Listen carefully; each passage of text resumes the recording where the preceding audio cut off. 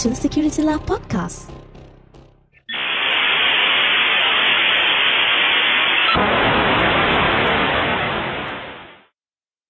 One of the questions that I always get asked at is, how should I move forward in this industry? I mean, I'm in cyber now, and what do?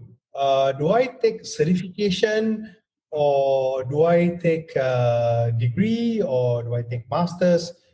What's more relevant? And I get asked this question so often. So I wanted to ask the team your respective opinions as to what do you guys think should be the approach. Should someone look at a master's degree, or go back to the ivory towers, or should they just do certifications? Well, let me take a shot. I think that if I want to be hands-on immediately, I will learn. I will do an MVP, so the minimum viable education, and then immediately start in the industry and learn from the industry. Which, it gives me practical experience. That's just me, though. If you look at the purpose of education, in a qualification framework, a typical degree level, the learning outcome is spread across cognitive, psychomotor, and affective domains, some of which are discipline specific and some of which are generic skills that a graduate is supposed to have upon completing their studies. And there is a lot of emphasis on the ability to transform knowledge to practice at various level of competencies in the entire qualification framework. So the purpose of academic from that end is actually to provide a solid ground for students to hone their skills across a number of taxonomies. It is an empowerment approach. If done correctly, the learners should be equipped with the knowledge, competency, skills, and also orientation that is needed to join the workforce. Just like a security professional needs to constantly develop their skills to keep up with the landscape, institutions of higher learnings too are not spared from that. We need to evolve accordingly to ensure that the purpose is served, producing graduates who are able to move on from the background knowledge that were given to them in a required field and improve from there. Graduates that come out, they are hired into the workforce for a purpose, that is to serve the business needs. And that's a different purpose compared to what academia is required to do. A person who completes the study is deemed to have the skills to move on and develop. So if you look at just a matter of fulfilling the gap, then I believe that we are looking at it from perhaps a slightly distorted angle. So if you ask me, then I would say that academic qualifications do serve a purpose. But if you were to look at it on par with being how ready the graduate is in terms of doing the practical work, then there is a lot more that needs to be looked in. So let me throw you a question, Prof. But that's at what level? Would you say that would be for someone who just graduates out of university with a degree? How about someone who comes out, say, with a master's degree or even a postdoctorate? What would be the difference? Someone who comes up with a master's degree, it depends. You see, if you look at a postgraduate degree, number one, it is an extension from a bachelor's level in which they would have had the experience of learning to learn. This is the basic things that every graduate have. And for them to move into a master, it would perhaps give them exposure to more skills in research, as I see it, that would give, which is a different set of skills that allow them to look at a problem from a different angle and then dissect it and use a methodological structured way to approach it. In other words, they are further grounded and prepared in terms of theoretical background for them to be able to apply it in the work, which is different from a working environment. The skill sets required in a working environment, by very nature, they are in the environment itself, which requires a different set of ability. A lot of times, that is where they put into practice. They connect the foundation theories and then applied it into the work environment, which is something that is, I would have to say, at best in academia, what we can get is just in a simulated environment. And that's why in the current industry, if you look at it, there's a lot of collaborations made with different industrial sectors to try to fill this vacuum between theory and practice. Okay, that's interesting perspective from how academia is producing students. Now let's look at the one that hits everyone, which is the financial part. Now I still remember that when I do a certification, you have the option of sometimes attending the course. You attend the course, you finish it, you go for an exam, you pay the exam fees. And the one that I find rather annoying is every year you have to have CPEs, and besides just CPEs, you also have to pay a continuing fee. You know, how does it work at the unis? Do I have to continuously pay a fee if I have masters or PhD? No, you don't. You have to pay as long as you are an active student enrolled into the program. And once you finish, you're deemed to have the lifelong learning skills, in which that's where you move on to CPE. Oh, so you still have to submit CPEs to keep your masters alive? No. CPEs is only in the context of professional qualifications. Okay. So it's interesting, right? So in one instance, I have a paper that tells me I can do these domain skills, and then I have a master's degree. So the difference is, for something that's professional, I have to continuously pay every year or 2 years or 3 years once, depending on the type of certifications that I have, versus a piece of paper, once I graduate, becomes mine, and I no longer want to pay. Sounds like academia is a much better financial choice than certifications, because as long as I keep my certifications alive, looks like I'm going to be very poor. I guess to that point, it would really depend on ROI also. For instance, if I'm doing a degree, right, it would take me maybe 3 to 4 years to complete a degree, and I would have to spend, I don't know, in Malaysia, I'm not sure what's that like, but let's say around 50,000 across these 4 years or so. Okay. Now, that means I've already put across 50,000. I'm spending around 4 years of my time over here.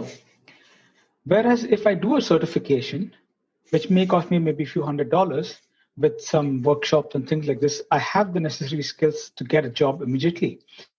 So that is one. Secondly, if you look at the way companies operate, more or less, and it's kind of a sad truth also, is that they don't necessarily look at your degree only, they look at certifications. There is a good possibility that there is, this whole marketing, the whole thing about, vendors who try to market their certification and things like this, because of which companies are influenced. And a lot of companies look for candidates who are certified. You may have a degree, okay, that's great, but if you're not certified, it could be a little difficult for you to even get that first interview in there. So coming back to what Kat said earlier, I believe that in the context of degree versus certifications, and where you apply these, or the requirements for this, I mean, at the end of the day, you're looking for a job, right? You need to get placed somewhere. I think what really holds value is having hands-on experience and exposure. So maybe you start off somewhere, get some hands-on experience, and then look at whether certification or a degree works for you best. Look at what that as an approach. This is something that worked for me, I guess. So here's a question to everyone here. Now, end of the day, you take certifications, you take a degree. It's essentially for career, and your career means enriching your pockets. So my question is, has anyone paid anyone here in this forum extra just because you have a particular certification? And they say that, yeah, because you have this certification, I'm paying you $200 extra, $300 extra. Or, oh, you have masters from this particular university, very good. I'm going to throw in 1,000 ringgit extra. Has that ever happened to any one of you? To me, it's not. For me, it's always been that, oh, you have this certification, this box is ticked, tick, tick, tick, tick, tick. I've never come across a situation where, oh, you have master's degree, so I'm going to give you X amount extra. Or you have this particular certification, I'm going to give you X amount extra. Have you guys had any experience like this before? Curious. Personally, no, I've never come across this. In fact, I've done my degree, I've done my master's, I've done a bunch of certifications, and till date, everything was absorbed by me. Not a single time has a company said, okay, fine, I'm going to give you a bonus, I'll give you an increment because you have achieved this.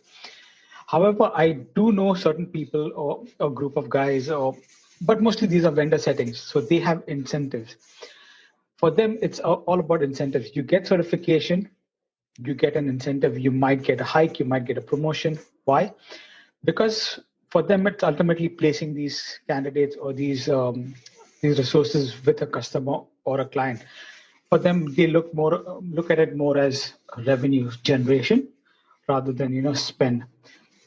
So yes, I mean, I've not really experienced this myself, but I do know certain people who have had this kind of experience where you do get incentives for having certifications in place.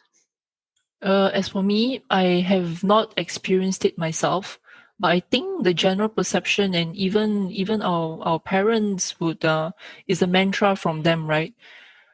Get a degree so you can get a pay that is higher than if you do not. So hence the pressure for lots of parents to put their kids through university and pressure them to study.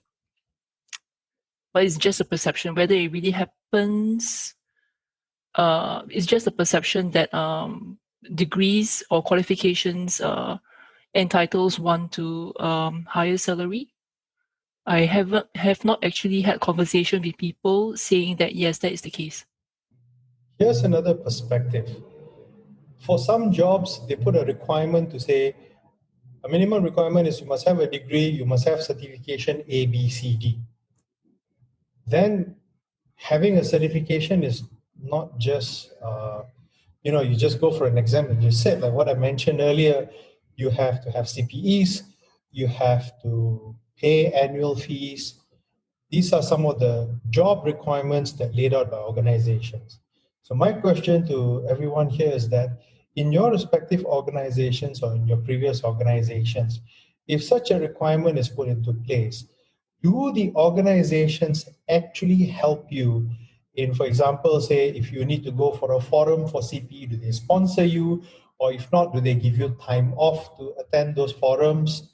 Or do they even say, okay, on an annual basis, I'll pay 50% of your certification fees? Have you guys encountered this before?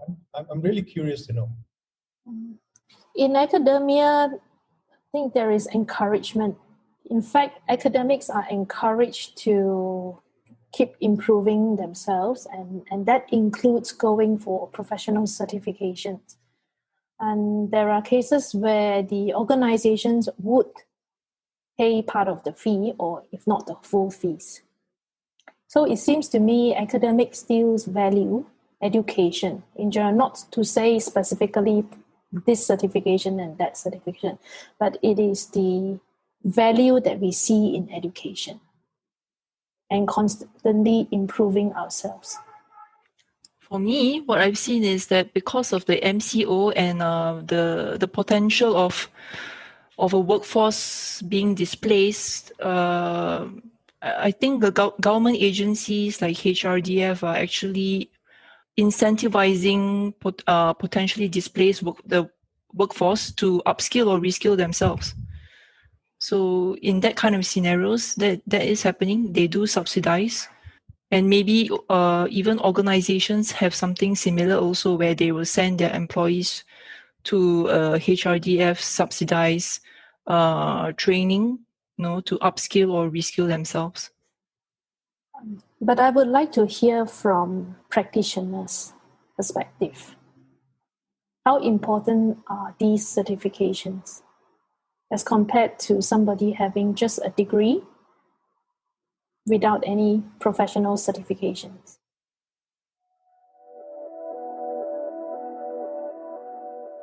Enjoying the show so far? Subscribe now so that you don't miss out on the latest episode. We are available on Spotify, Apple Podcasts, Google Podcasts, and many other platforms. Visit podcast.securityla.asia to get the links to subscribe. For me, based on what I've seen in my career and going for interviews and talking to people, a degree is a bare must. I mean, if you look at any job requirements, I use LinkedIn as an example. The first thing they ask you, do you have a degree? Say yes. And then they look at certifications. So if you ask me, in my very limited perspective, I would say degree sets a base salary to what you get.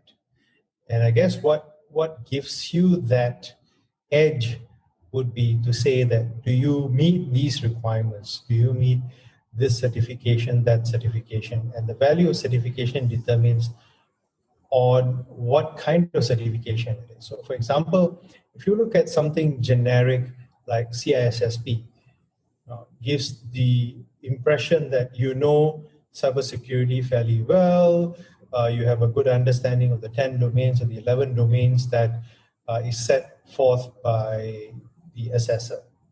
And then if you look at other types of certification, there are certifications which looks at technical ability. Say, for example, Red Hat Certified Engineer, which says that, okay, you are competent enough to manage a system using Red Hat Linux. You know what the command line is, how to manage the swap, blah, blah, blah, whatever technical aspects that you need to do. That gives the assurance that, you have some basic skills. But of course, the other flip side to things is that when you work in a highly regulated environment like a financial sector, then your certification becomes something important. It becomes important because the regulators requires it. So if you're highly certified, that's good. Because at the end of the day, I need to send a report to the regulator to say, I have staff who is competent, I have staff who's certified, this is the person's name, these are all his certifications. So it lends into credibility of how the team performs. So hence there's an indirect push for regulated environments to have certified people. Yeah. So it depends on the approach, right? Some people look at certifications as a way to show what they know. Some people are very good at certifications. They inherit an automatic certification called the Certified Cert Collectors. People like me and a few others in the industries. Because why? We go around and we collect certs. So that's another flip side into how things are. Just like you have academics who constantly write papers, they're certified journal writers, so they just continuously churn out journal articles and they increase their journal counts. So you have different perspective into different things, and from a practitioner's perspective, unfortunately, we look at more certifications than a degree. The reason being is degrees tend to be more general. They tend to have a wide coverage of topics, including technical and non-technical topics, which is good. Because sometimes we need someone to think about the business aspect of things and not necessarily just the cyber or the tech side of things. Because if you don't understand how the process works, most likely you'll not be able to translate it into a code or write the necessary business logic for things. So there's some knowledge required. Hence, it's a balance of things. So from a practitioner's perspective, we tend to look at more certification than degree. So probably in the early years, we look at, oh, you're from MIT, cool. Oh, you're from Harvard, nice. But as you go along, you're going to look at, hey, are you CSSP certified? Or do you have CISM? Or do you have GIC certification? Or do you have EC Council certification? Whatever certification that applies to the job. But that's the funny thing that until today, I can't figure out. How do people determine if a particular job really needs that certification? And I actually went to a job interview and I asked this interviewer, so in your job description, you say that this person should have this certification. Can I ask, why did you put this particular certification for this job? And the answer was none the wiser. The interviewer laughed at me and said, yeah, we looked at 5 different companies that had similar roles, so we decided to adopt the same approach. So is it really true that organizations look at certification? I guess it's more of, let me look at what everyone else is doing and I shall not deviate further. So some managers take a different approach. They say, I don't care if you have a degree or certification or whatever. I will have my own assessment. Like Google now, Google now is offering certification courses. They're saying that I don't care if you have a degree. You do my certification course, you prove to me you have what bare minimum requirements I need from a knowledge base, and I'll hire you.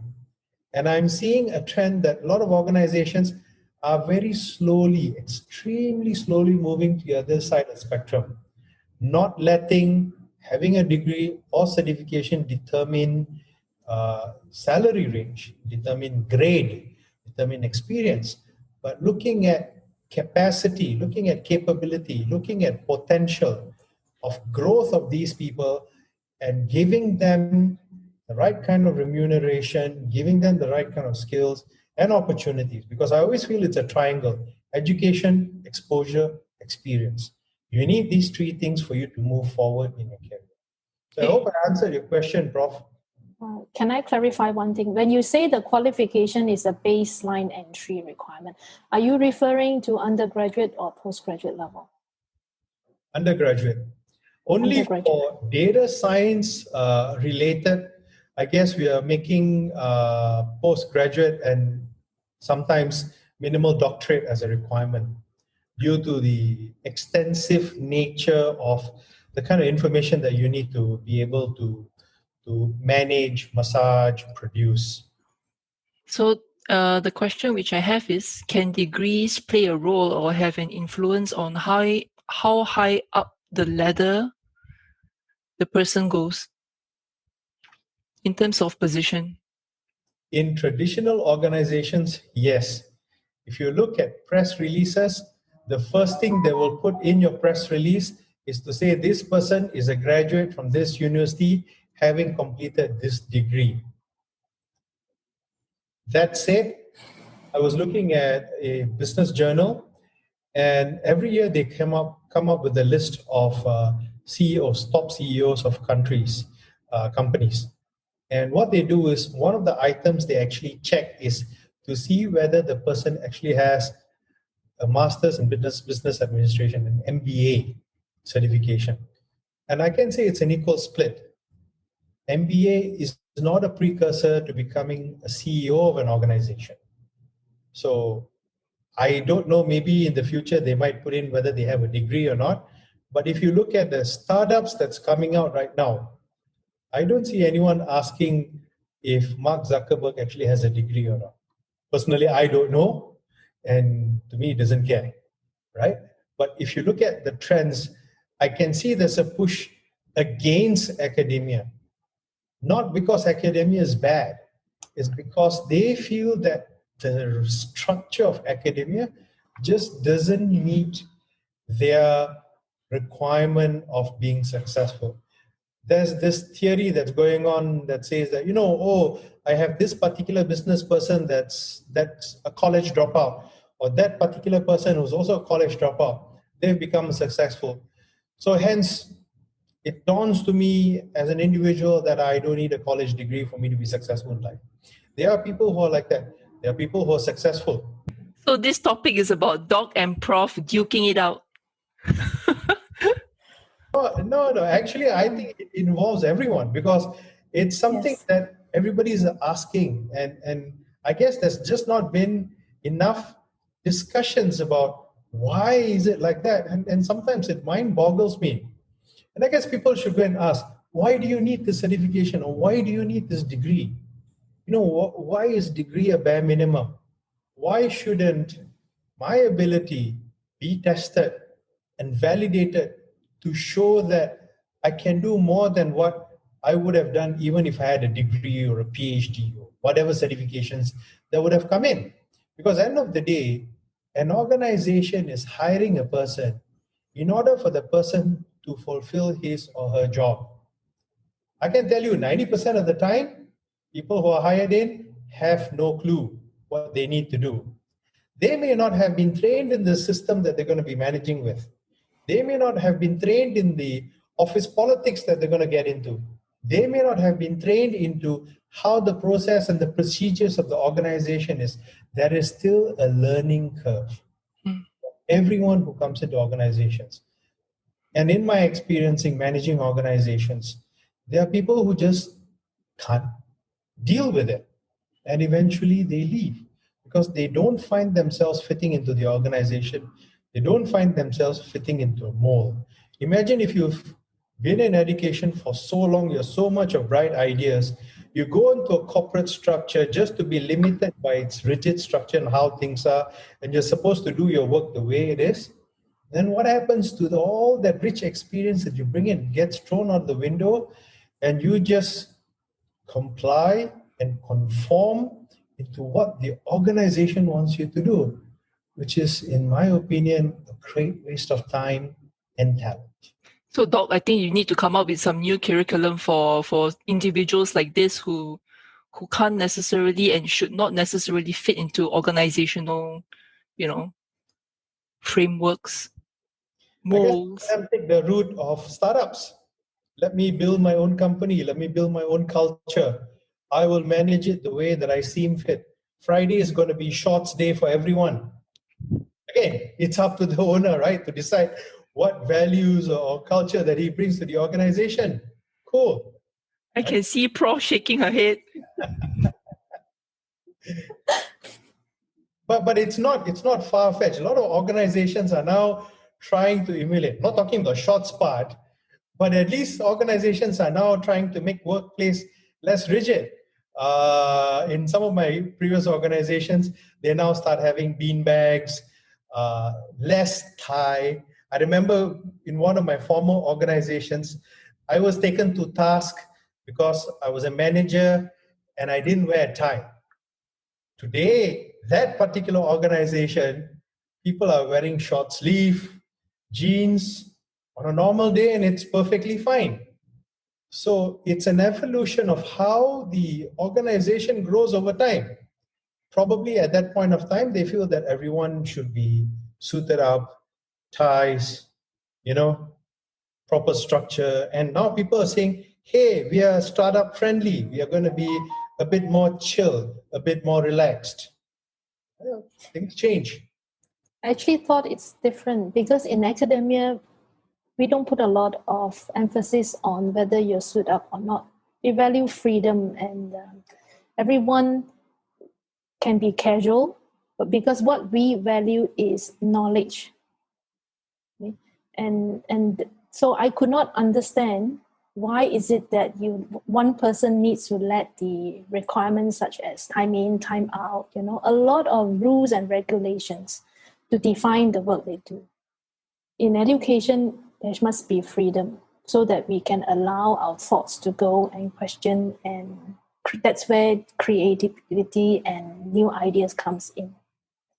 And in regards to the certifications and all those things, to be honest, we regularly engage a lot of industry practitioners.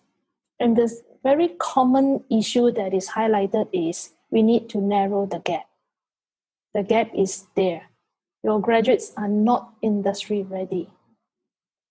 But if I were to look at I was talking about taxonomy earlier on, then if I look at the security certifications, you don't run away from, correct me if I'm wrong, knowledge, skills, and also ability, which is essentially the same framework that we have. The only thing that is perhaps different is that our graduates are not in an actual business environment. And if any institutions were to remain in the traditional brick and mortar model of education, then I would say, that that institution will definitely be phased out. But we are changing. Academia is changing and we're moving along. COVID has taught us, if anything, that it is possible. Things are moving so fast, like it or not, we have to change ourselves and adapt and embrace change. But there are still certain values that an academic qualification can offer. That's what I believe. And with the skills you have, then you can move on to create your own company, startup, or anything that you have. But you have the skills to remain grounded and to be able to design your future and your life and know what you want because of a holistic education.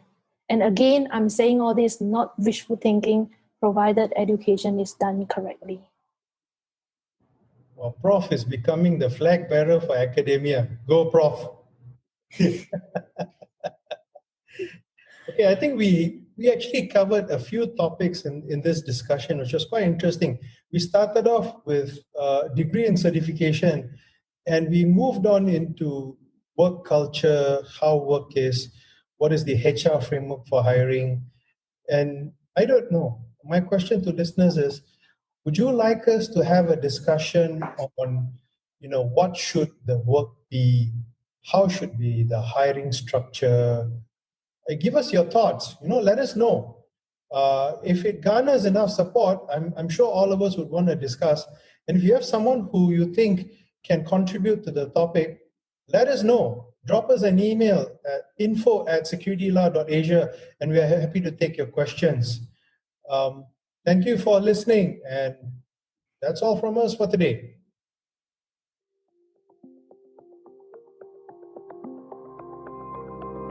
Thanks for joining us this week on Security Lab. Make sure to visit our website at securitylaw.asia, where you can subscribe to the show in iTunes, Spotify, or via RSS so you'll never miss a show.